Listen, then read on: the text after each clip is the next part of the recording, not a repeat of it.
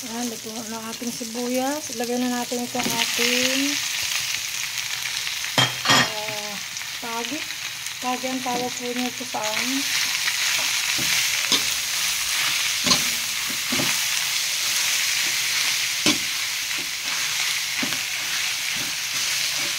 Halo-haloin lang yan na. Lagyan na natin ng paminta.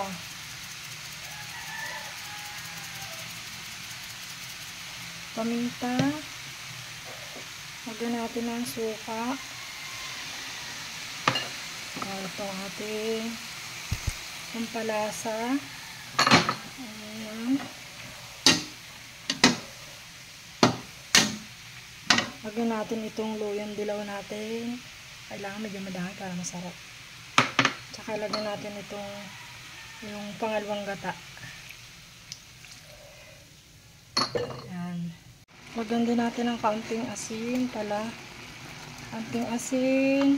Lagay na natin yung ating gata, yung pinaka-unang gata. Ayan. Lagyan na natin ng sili. Tsaka siling berde. Lagyan na natin lahat. Ayan. Ayan, luto na po yung ating labugan. Oh. Ingat po kayo. Happy eating! Bye-bye po!